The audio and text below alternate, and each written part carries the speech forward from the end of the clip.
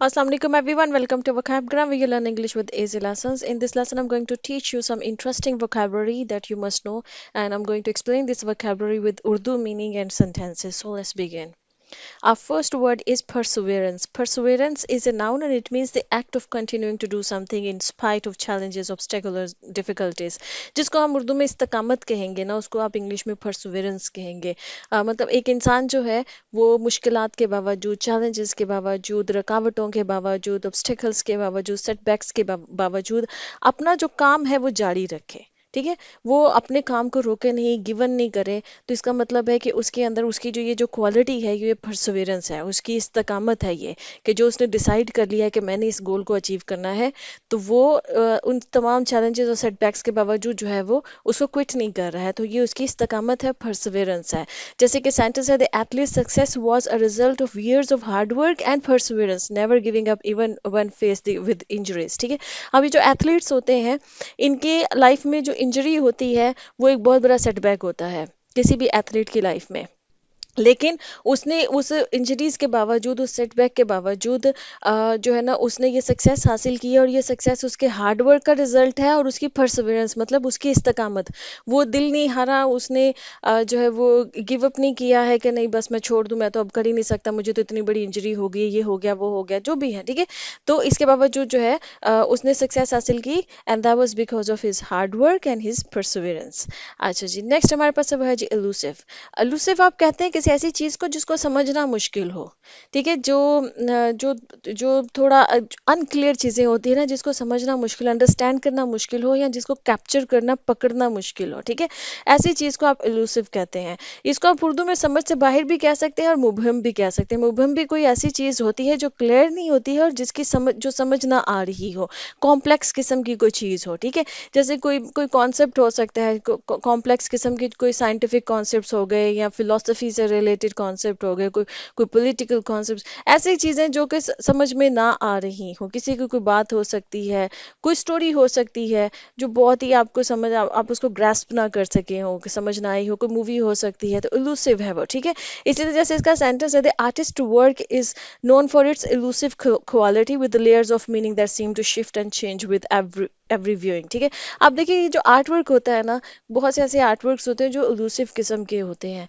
उसके वो इसलिए एलूसिव होते हैं कि उस आर्ट के पीछे जो आर्टिस्ट है वो कहना क्या चाह रहा है, वो क्या मैसेज कन्वे करना चाह रहा है, वो डिफिकल्ट होता है। अब हर देखने वाला जो होता है वो उस आर्ट पीस को देखकर अपनी सोच के हिसाब से उसके मीनिंग निकाल रहा होता है। ठीक है, तो इस तरह के आर्ट पीसेस को आप जो है वो एलूसिव कह सकते हैं, कि मुबहम किस्म के होते हैं वो।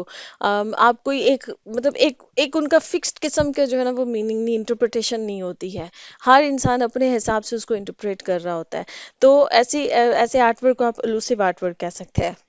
अच्छा, नेक्स्ट हमारे पास है वो है जी एग्जोनरेट। एग्जोनरेट जो है वर्ब है, इसका मतलब ये होता है to officially clear someone from blame, responsibility. जो भी मतलब उसके किसी इंसान के ऊपर कोई एक्यूजेशन लगा है कि उसने उसने कुछ गलत किया है, और उसके बाद जो है वो कोर्ट उसे कह दे कि नहीं भी ये शख्स जो है इसने ये नहीं किया, इसे प्रूव नहीं हुआ है, तो दैट पर्सन इज बीइंग एग्जोनरेटेड। ठीक है, उसको एग्जोनरेट कर दिया गया है, मतलब बरी कर दिया है। जिसको बरी करना कहते हैं उसको एग्जोनरेट करना आप इंग्लिश में कहेंगे, कि इस इंसान के ऊपर किसी किस्म की कोई इस जुर्म की कोई रिस्पॉन्सिबिलिटी नहीं है, कोई ब्लेम नहीं है, जिसकी वजह से उसको बुक किया गया है। जैसे सेंटेंस है, the thorough investigation have to exonerate the employee who had been unfairly accused of theft.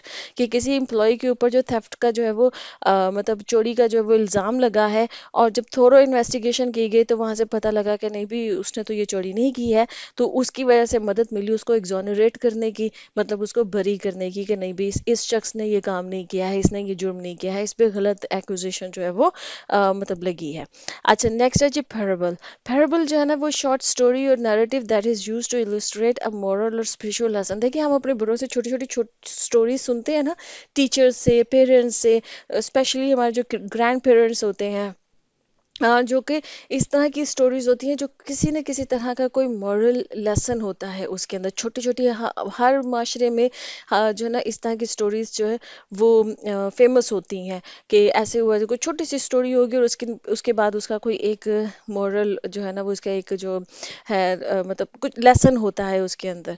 ठीक है, एज जिसको आप उर्दू में तमसील कहेंगे उसको आप इंग्लिश में पैराबल कहेंगे। ठीक है, the teacher shared a thought provoking parable with her students to help them understand the importance of honesty and integrity.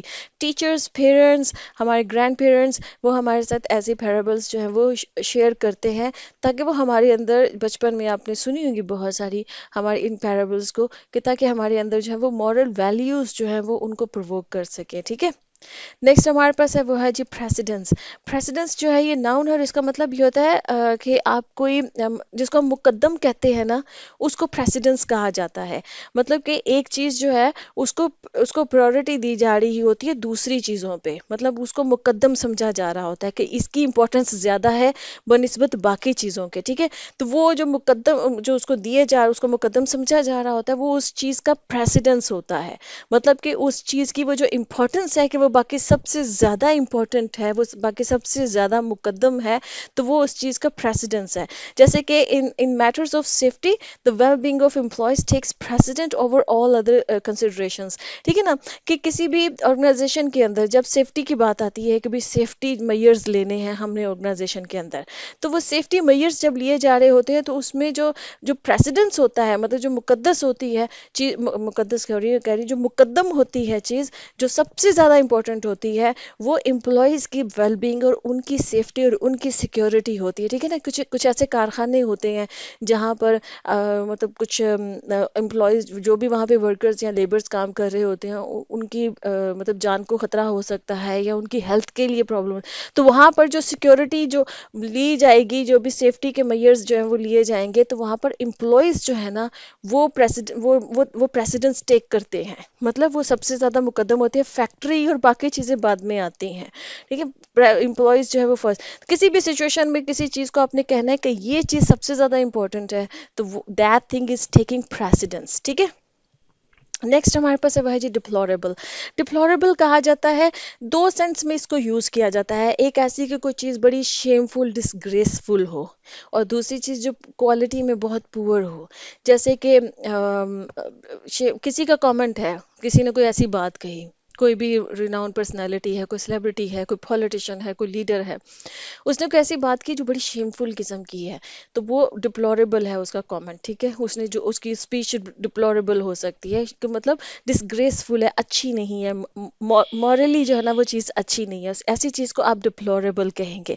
इसी तरह से किसी चीज़ की क्वालिटी अगर अच्छी नहीं है, कोई कंडीशन या क्वालिटी में कोई चीज़ बुरी है, तो उस चीज़ को भी आप डिप्लोरेबल कहेंगे, जिसको हम उर्दू में अफसोसनाक कहते हैं ना। ठीक है, अफसोसनाक कंडीशन, अफसोसनाक हालत या अफसोसनाक बात। ठीक है, तो उसके लिए हम ये वर्ड डिप्लोरेबल यूज करेंगे। और इसका सेंटेंस होगा the people are living in deplorable conditions in refugee camps.